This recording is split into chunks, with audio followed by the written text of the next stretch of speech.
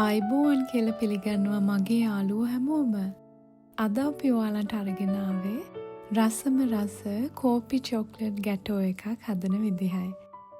මේකට whipping cream පාවිච්චි කරන්නේ නැහැ. විශේෂ මොක් ක්‍රීම් එකක් තමයි අද අපි පාවිච්චි කරන්නේ. ඉතින් බලමුකෝ මේක හදන්නේ කොහොමද කියලා.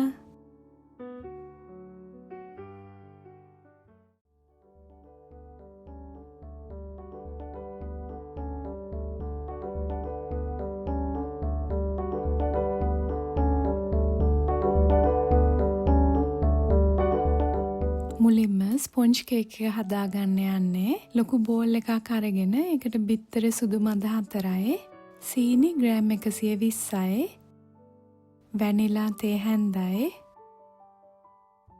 දාලා මේ විදිහට හොඳට බීට් කරගන්න. ඝනකම් වෙනකම් බීට් කරගන්න ඕනේ. මට විනාඩි 7ක් වගේ ගියා.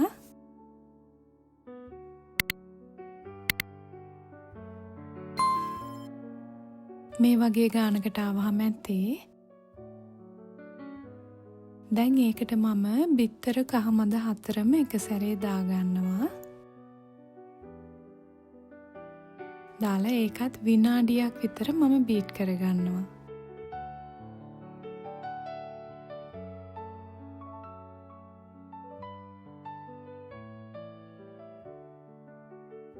දැන් මම පාන් පිටි එක හලා ගන්න යන්නේ. පාන් පිටි ග්‍රෑම් 85යි, කොකෝා පවුඩර් ග්‍රෑම් 15යි, බේකින් පවුඩර් තේ හැන්දයි. මම ලුණු කුඩු ටිකකුත් දාගන්නවා. ඒක අත්‍යවශ්‍ය නැහැ. දැන් එකටම හලා ගන්න තියෙන්නේ. දැන් මේ වගේ අතින් විස්ක් එකකින් මම පරිස්සමෙන් කලවම් කරගන්නවා. මෙතනින් එහාට මම බීටර් එක පාවිච්චි කරන්නේ නැහැ. දැන් ආයේ පැතලි හැන්දක් අරගෙන අඩියේ තියෙන කලවම් නොවිච්ච හරියවල් උඩට ගන්නවා. ඉතින් අපේ බැටර් එක ලෑස්ති. දැන් මේ වගේ ලොකු තැටියකට තමයි මම දාගන්නේ.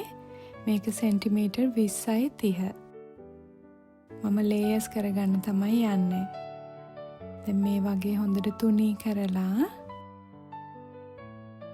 මම උඩත් හොඳට ලෙවල් කරගන්නවා. මේ විදිහට චුට්ටක් තට්ටු කරලා 165 විනාඩි 17ක් 20ක් වගේ තමයි මම බේක් කරගත්තේ. දැන් හොඳට බේක් වෙලා තියෙන්නේ. මේ අපි දැන් හදාගන්න යන්නේ අපේ මොක් ක්‍රීම් එක. ඉතින් මේකට විපින් ක්‍රීම් ඕනේ නැහැ. මේක කාමර උෂ්ණත්වයේ තියන්න පුළුවන් රස්නයට ඔරොත්තු දෙන ක්‍රීම් එකක්. ඔයාලට පැය 3-4ක් වුණත් මේ කේක් එක එළියෙන් තියන්න පුළුවන් හදලා. ඉතින් අපි බලමුකෝ මේක හදාගන්න හැටි. බෝල් එකක් අරගෙන මම ඒකට රස්නෙන් කිරි දාගත්තා කෝප්ප භාගයක් 120ක්.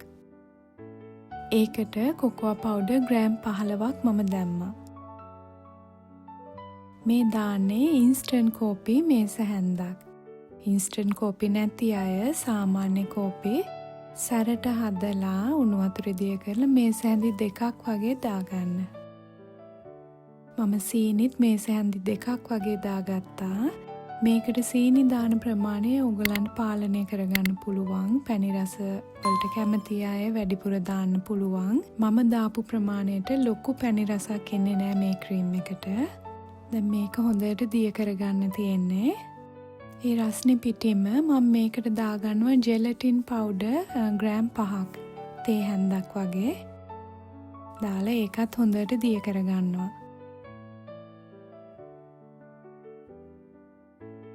දිය කරලා මේ මිශ්‍රණය නිමෙන්න තියන්න. එළියෙන් තිබ්බට කමක් නැහැ. දැන් වෙනම බෝල් එකක් අරගෙන ඒකට මම බටර් ග්‍රෑම් 100ක් තමයි මේ දාගත්තේ. ඉතින් මාජරින් ගන්න එපා. මේකට බටර් ඕනේ.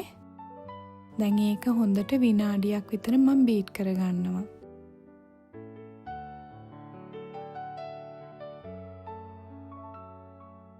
දැන් මේකට මම අපේ නිමුණු මිශ්‍රණයෙන් මේස හැඳි 2 වගේ දාලා හොඳට බීට් කරගන්න තමයි යන්නේ. රස්නෙන් දාන්න යන්න එපා.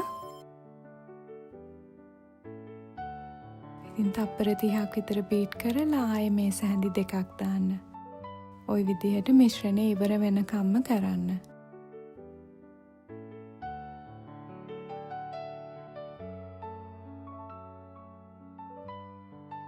ඉතින් මේ ක්‍රීම් එකට මොක් ක්‍රීම් එක කියලා තමයි කියන්නේ. අපි මීට කලින් දවසක මේක හැදුවා. කෝපි රසට නෙමෙයි චොක්ලට් රසට. දැන් හොඳට මිශ්‍ර වෙලා තියෙන්නේ. මම මේ විදිහට කලවම් කරලා ලන්ච් ෂීට් එකකින් වහලා ෆ්‍රිජ් එකේ දාලා තිබ්බ එක අත්‍යවශ්‍ය නැහැ. ෆ්‍රිජ් එකේ දාපු පාර තව චුට්ටක් ඝනකම් වුණා. මේ තියෙන ෆ්‍රිජ් එකේ තියලා අරගෙන පැය භාගයකට විතර පස්සේ. ඉතින් ඔයාලට ඕන නම් ආයෙ බීට් කරලා ගන්න පුළුවන්. මම බීට් කරන්න යන්නේ නැහැ. මේක සාමාන්‍ය කේක් එකක් තවරන්න උනත් පාවිච්චි කරන්න පුළුවන් අයිසිං වෙනුවට. ඉතින් පැණි රස ගොඩාක් ආස නැති කෙනෙකුට මේක හොඳ ආදේශකයක්. දැන් මම අරගෙන තියෙන්නේ අපේ කෝපි සිරප් එක හදාගන්න හරිම ලේසියි. මම මේක හදාගත්තේ වතුර කෝප්ප භාගයකට මිලිලිටර් 120කට ඉන්ස්ටන්ට් කෝපි මේස හැන්දයි සීනි ග්‍රෑම් 50කුයි දිය කරලා ලිපේ තියලා ඒක භාගයක් විතර වෙනකන් මම හින්දෙව්වා. වාෂ්ප වෙන්න ඇරියා. ඒ කරලා තමයි මේක හදාගත්තේ. ඔයාලට ෂුගර් සිරප් උනත් ගන්න පුළුවන්. අපි අද හදන්නේ කෝපි ගැටෝ එකක්නේ. දැන් මම උඩින් දාන්න චොක්ලට් ටිකක් දිය කරගන්නයි යන්නේ. ඉතින් කුකින් චොක්ලට් හරි ඔයාලා කන්න ගන්න චොක්ලට් එකක් හරි කමක් නැහැ. ඒකට මේ වගේ බටර් ග්‍රෑම් 30ක් දාලා මම මයික්‍රෝවේව් එකේ තමයි රත් කරගත්තේ. ඔයාලට මාජරින් දාන්න පුළුවන්. එහෙම නැත්නම් තෙල් ටිකක් හරි දාන්න පුළුවන්. ඉතින් මේ වගේ හොඳට දිය වුණාම පැත්තකින් තියාගන්න. මයික්‍රෝවේව් එකක් නැති අයට ඩබල් බොයිල් ක්‍රමයට ඒක කරගන්න පුළුවන්. දැන් අපේ කේක් එක හොඳට නිවිලා තියෙන්නේ. මම වහලා තමයි ඒක නිමෙන්න තිබ්බේ. ඉතින් මේ ස්පොන්ජ් කේක් එකට අපි කිරිවත් බටර්වත් දැම්මේ නැහැ මිශ්‍රණයට. ඉතින් හොඳ ස්පොන්ජි ගතියට තියෙනවා. මම මේ විදිහට කෑලි 3කට තමයි කපා ගත්තේ. මේ තියෙන්නේ හොඳ සොෆ්ට් එකට තියෙනවා ඒක. දැන් මම අපේ කෝපි මිශ්‍රණයෙන් හොඳට පොඟවනවා හැම කෑල්ලක්ම. ඒ කරලා අපේ මොක් ක්‍රීම් එකෙන් මේස හැඳි 2-3 වගේ දාලා ලේයර් කරගන්න තමයි යන්නේ. ඉතින් ඊළඟ කොටස් වලටත් ඒ දෙයම කරන්න. කෝපි මිශ්‍රණය හොඳට පොඟවන්න.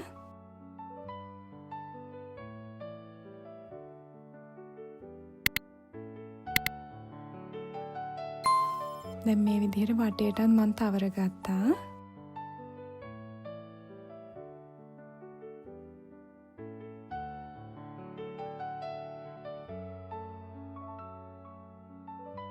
අපි හදාගත්තු චොක්ලට් එක මම උඩින් වක් කරගත්තා මේ වගේ.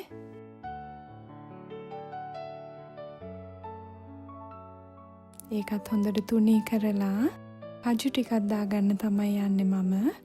ඒ වුණාට ඔයාලට කැමති විදිහට මේක සරස ගන්න පුළුවන්.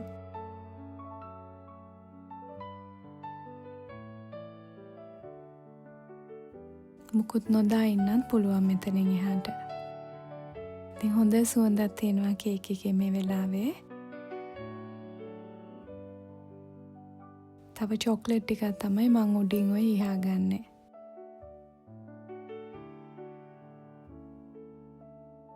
මේ තියෙන්නේ. ඉතින් හොඳට ඇවිල්ලා තියෙනවා අපේ කෝපි චොක්ලට් ගැටෝ එක. විපින් ක්‍රීම් නෑ කියලා දැන් දුක් වෙන්න ඕනේ නෑ. ඔයාලට ගැටෝ හදාගන්න පුළුවන් ගෙදරදී. කපලා බලමුකෝ.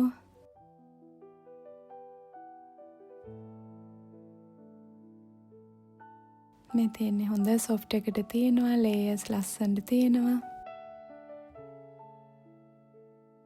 සාමාන්‍ය ගැටෝ එකක් වගේම තමයි.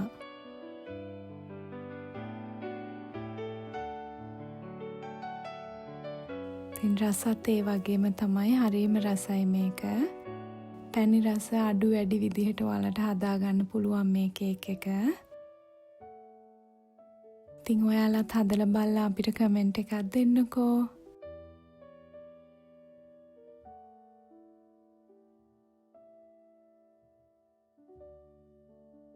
එහෙනම් ඔයාලට ගොඩාක් ස්තුතියි. ආයෙත් අලුත් රෙසිපි එකකින් අපි හමු වෙමු. ඔයාලට සුබ දවසක්.